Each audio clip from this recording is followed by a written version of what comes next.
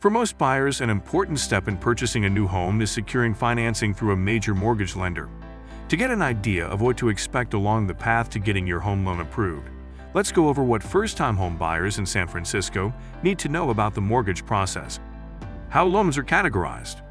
As you begin looking at different mortgage lenders, you're going to see that they offer basic information on current interest rates, broken down by different categories. Most often you'll see advertised rates for two different types: fixed rate and adjustable rate mortgages. Each have their specific situation that makes it right for the home buyer with their corresponding term or the expected length of the loan. Understanding how your home will be financed is key to know what type and how much home first-time buyers in San Francisco can reasonably afford. This way you can start narrowing down what area and what condition home to target. Let's start off first by explaining the differences between fixed and variable mortgages. A fixed-rate mortgage means that the interest rate of your home loan does not change unless you decide to go through the process of refinancing the loan years from now. Traditional loans have a fixed interest rate for a period of 30 years, which is exactly what it means. The homeowner gets to have the same monthly payments for 360 months. On the other hand, an adjustable rate mortgage, or ARM, has language in it that specifies when and by how much your interest rates change. For example, a 7x1 ARM is fixed for the first 7 years, and every year after the 7th year, the interest would change based on an index like SOFR. This makes monthly payments different year to year. If you're looking to get an ARM, be sure to understand where your rates begin and where they will end up after those stated rate increases. Planning accordingly is key to taking advantage of an ARM to avoid paying more than you would with a fixed-rate mortgage in the long run. Loan terms are most commonly offered in 10-year increments, normally between 10 and 30 years. However, we are beginning to see a new development in the mortgage process: the rise in popularity of 40-year mortgages. This is believed to be in part due to buyers attempting to plan far ahead as a response to the economic volatility we have been experiencing over the last few years, combined with the extreme highs and lows of the real estate market. Do a preliminary checkup. Before settling on your lender of choice and going through the pre-approval phase of the mortgage process, go online and request your free annual credit report from one of the major credit rating agencies. Why?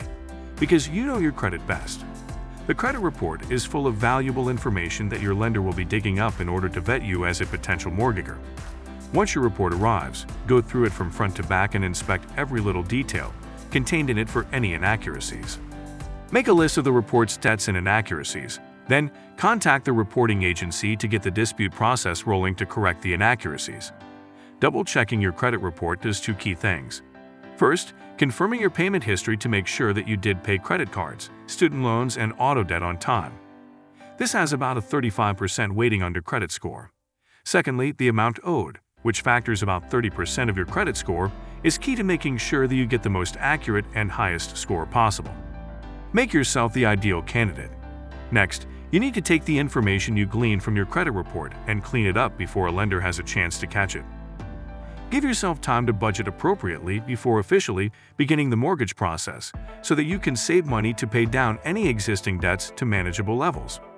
The goal here is to get the percentage of your monthly income that is eaten away by your usual expenses and debts as small as possible. Start with paying down your highest interest debts and work your way toward the lowest interest rate so that you get to keep more of your money.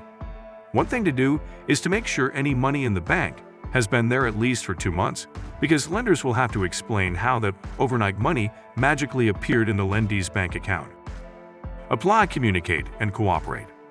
Once your credit history has been sorted out and your debts are under control, but not necessarily eliminated, it's time to move on to the next step in the mortgage process: applying with your preferred lender.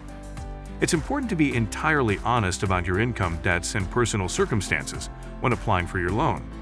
This continues through the rest of your relationship with your lender, as you don't want to become your own worst enemy if a lender were to lose trust in you. Your lender will pull what information they can, but may request specific documentation to prove your income or ownership of certain assets. Do everything you can to cooperate and provide the requested documentation as quickly as you can. Providing documentation timely helps in closing the house in a timely manner. Sometimes less is more because lenders are people who are physically sorting through documents to show you, the lendee, in the best possible light. Guidance through the mortgage process for San Francisco first-time buyers. If you're thinking about buying your first home and want some professional guidance through the mortgage process, contact me today at 415-830-1423.